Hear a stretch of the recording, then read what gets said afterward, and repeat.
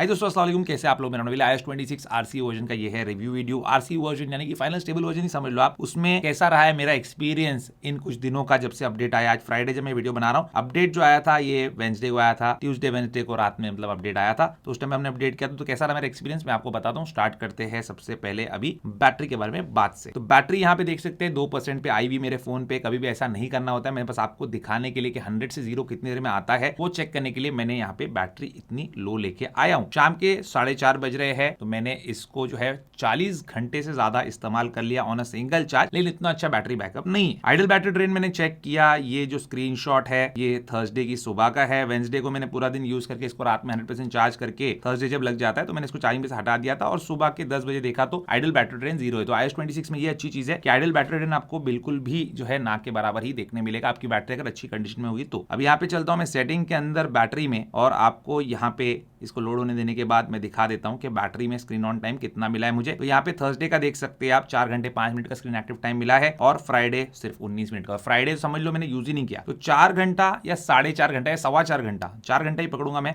इतना ही screen active time मिला है, जो कि बहुत बुरा है iPhone 16 Pro Max के हिसाब से। iOS 26 के एक बेटा वर्जन मुझे 7 घंटे का भी स्क्रीन एक्टिव टाइम मिला है, 6 घंटे का भी मिला है, 6.5 घंटे का भी मिला है, लेकिन 4 घंटा तो लिमिट हो गई। मतलब इससे बुरा और क्या हो सकता है कि iPhone 16 Pro Max जो है सिर्फ 4 घंटे का स्क्रीन एक्टिव टाइम दे रहा है, तो ये बहुत बुरी बात है। तो मैं ऐसा एक्सपेक्ट कर रहा हूं कि स्टेबल वर्जन आने के बाद, 1-2 अपडेट्स आने के बाद ये ठीक हो जाए, क्योंकि अभी तो ये ठीक बिल्कुल भी नहीं है। और अगर आप iOS 26 इंस्टॉल करने का सोच रहे हो तो ये समझ लेना कि बैटरी लाइफ आपको अच्छी नहीं मिलने वाली, इनिशियली तो बिल्कुल भी नहीं। बैटरी हेल्थ देख लेते हैं। अभी बैटरी हेल्थ दिखाने के बाद मैं अपने फोन को थोड़ा चार्ज कर लेता हूँ, क्योंकि कभी भी जो है बंद हो सकता है। वैसे तो पूरी वीडियो भी बन जाएगी, 2% 1% पे भी चल जाता है आईफोन बहुत देर, लेकिन फिर भी थोड़ा सा चार्ज कर लेता हूँ। मैक्सिमम कैपेसिटी देख सकते हैं आप, यहाँ पे 94% थी जब मैंने अपडेट के बारे में वॉच न्यू बनाया था, और अभी भी जो है 94% पे ही ये टिकी भी है। तो बैटरी लाइफ जो है यहाँ पे ये सही नहीं है। हल्का सा हीटिंग इशू भी मुझे नजर आया इस अपडेट में, हल्का सा, बहुत ज्यादा नहीं, जिसकी वजह से मे बी बैटरी लाइफ इतनी अच्छी नहीं है। और यहाँ पे मैं एक और चीज बता देता हूँ आपको कि ये मैंने इस्तेमाल किया था एडेप्टिव पावर के साथ। लास्ट टाइम जब मैंने एक रिव्यू बनाया था एक बेटा वर्जन का, शायद iOS 26 बेटा 9 था वो, उसमें जो है लो पावर मोड यहाँ पे ऑटोमेटिकली लग गया था, लेकिन इस बार जो है लो पावर मोड नहीं लगा। तो इसका अपना खुद का दिमाग है, ये AI की मदद से जो है डिटरमिन करता है कब लो पावर मोड की जरूरत है कब नहीं है। तो इस बार लो पावर मोड लगा नहीं, एडेप्टिव पावर के ऊपर जो है इसने इतनी कम बैटरी लाइफ दी है। तो एक बार चेक करेंगे विदाउट एडेप्टिव पावर भी, वो भी आगे किसी वीडियो में आपको बता दूंगा मैं, या तो फाइनल वर्जन जब आएगा उस टाइम बताऊंगा, या उसके रिव्यू के टाइम बताऊंगा। लेकिन वो भी एक मुझे चेक करना है कि विदाउट एडेप्टिव पावर कितना करता है, क्योंकि एडेप्टिव पावर परफॉर्मेंस को ड्रॉप करता है, ये तो मैंने देख लिया है। खास करके सिंगल कोर का, मल्टी कोर का जो स्कोर है सीपीयू का, वो ड्रॉप हो जाता है। तो यहाँ पे डेफिनेटली बैटरी लाइफ पे एप्पल को वर्क करना चाहिए। चलिए, अभी मेरा आईफोन मैंने जो है चार्ज कर लिया 58%। अभी आपको आगे की कहानी सुनाता हूँ। तो अभी देखिए यहाँ पे जनरल में चलते हैं और आईफोन स्टोरेज में चलते हैं। स्टोरेज जो है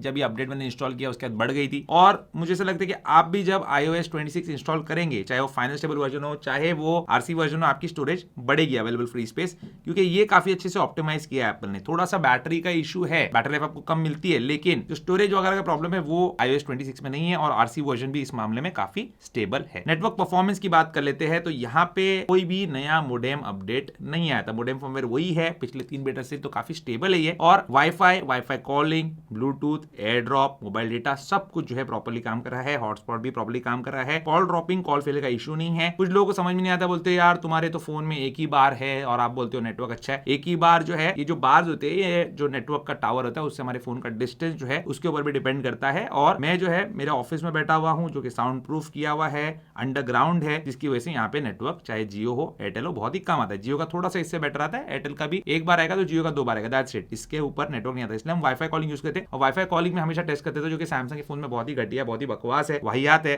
मेरा फोल्ड 7 में भी बेकार है और S25 अल्ट्रा में बेकार है, लेकिन आईफोन्स में बहुत मस्त चलती है। इनफैक्ट दूसरे जो चाइनीज फोन्स है, ओप्पो, वीवो, वन प्लस, इनमें भी अच्छी चलती है। ओवरऑल परफॉर्मेंस अच्छा है, ऐप क्रैशिंग वगैरह देखने नहीं मिले मुझे, कोई ग्लिचेस या इस टाइप का कोई लैग वगैरह देखने नहीं मिला। बैटरी बहुत कम हो जाती, थोड़ा सा लैगी हो जाता है फोन, अदरवाइज नहीं। और लो पावर मोड यूज करेंगे तो डेफिनेटली होगा। जैसे लो पावर मोड में आप डालते हो अपने फोन को, तो यहाँ पे जो रिफ्रेश रेट है वो कम हो जाता है। देखिए यहाँ पे लैगी फील हो रहा है ना, तो लो पावर मोड से हटाओगे तो नहीं होगा, क्योंकि 120 हर्ट्ज के रिफ्रेश रेट पे वो चलेगा, या 80 हर्ट्ज पे चलेगा, 90 हर्ट्ज पे चलेगा, जितनी रिक्वायरमेंट होगी सिस्टम की उतनी। तो यहाँ पे आप लो पावर मोड बेकार में मत लगाओ, जब जरूरत होगी तब लगाओ। वैसे दिन भर भी आप लगा सकते हो, लेकिन यहाँ पे परफॉर्मेंस फिर आपको लैगी लगेगा, फिर आप बोलोगे परफॉर्मेंस सही नहीं दे रहा। तो बैटरी लाइफ वहाँ पे कॉम्प्रोमाइज नहीं होगी, लेकिन परफॉर्मेंस कॉम्प्रोमाइज होगा, और बहुत सारी चीजें भी। एनीवेज, यहाँ पे जो परफॉर्मेंस की हम बात करें उसमें ये बात है कि हीटिंग इशू हल्का फुल्का है। हीटिंग इशू पूरी तरह से सॉल्व नहीं हुआ है, लेकिन बहुत ज्यादा हीटिंग नहीं है जिससे बैटरी हेल्थ आपकी गिर जाए, लेकिन बैटरी लाइफ आपको थोड़ी सी कम देखने मिलेगी इस परफॉर्मेंस की वजह से। और यहाँ पे मैंने आपको ये भी बताया था कि Geekbench की जो स्कोर्स है वो डिपेंड करता है कि आप एडेप्टिव पावर मोड में यूज कर रहे हो या फिर नॉर्मल मोड में यूज कर रहे हो। तो एडेप्टिव पावर में सीधा ये single core core multi core का स्कोर गिरा देगा, और अगर फुल पावर मोड में यूज करो जो कि रेगुलर मोड है तो आपको फुल पावर जो है आपका फोन देगा। तो यहाँ पे परफॉर्मेंस में प्रॉब्लम नहीं है। बग्स कुछ यहाँ पे देखने मिलेगा, देखिए छोटे मोटे बग्स तो है, फीडबैक ऐप में मैंने आपको बताया था कि लिस्ट लंबी है बग्स की, लेकिन यहाँ पे कोई मेजर बग आपको ऐसा देखने मिलेगा कि आपको तकलीफ होगी फोन से। इससे ज्यादा बग्स तो मुझे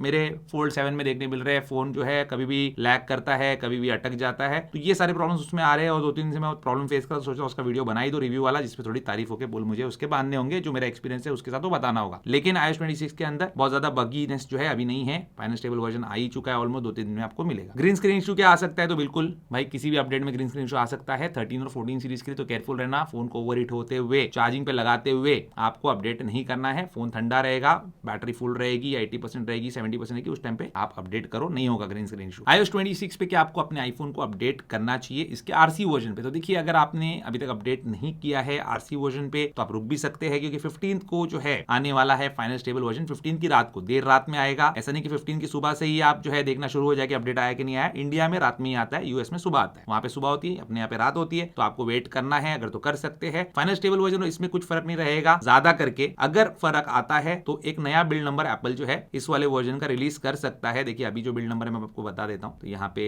ये जो नया बिल्ड नंबर आया है हमारे पास, भी क्या बहुत सारे स्क्रीनशॉट्स यहाँ पे हो गए क्योंकि इवेंट वगैरह भी था। तो यहाँ पे जो नया बिल्ड नंबर आया वो 23A340 है, और ये build number final stable version का हो सकता है या फिर चेंज भी हो सकता है। तो उस टाइम पे एक अपडेट आएगा, और जो लोग बेटा अपडेट पे है वो लोग भी फाइनल स्टेबल वर्जन पे आ जाएंगे, और उसके बाद दोनों का बिल्ड नंबर सेम होगा। और उसके बाद आप जो है चाहे स्टेबल वर्जन पे रहना चाहे तो रह सकते हैं, अगर आपको बेटा अपडेट्स पे रहना है तो बेटा अपडेट्स पे रह सकते हैं। आपको सिर्फ इतना करना है, सेटिंग सॉफ्टवेयर अपडेट में जाके बेटा अपडेट्स को यहाँ से ऑफ कर देना। जब आप ऑफ करेंगे इसके बाद आपको बेटा अपडेट्स नहीं आएंगे, और फिर आप स्टेबल वर्जन पे ऑटोमेटिकली चले जाएंगे। यही थी कहानी दोस्तों iOS 26 आरसी वर्जन की। आपको कैसा लगा अपडेट मुझे कमेंट करके बताना। उम्मीद करता हूं दोस्तों आपका आज का वीडियो पसंद आया।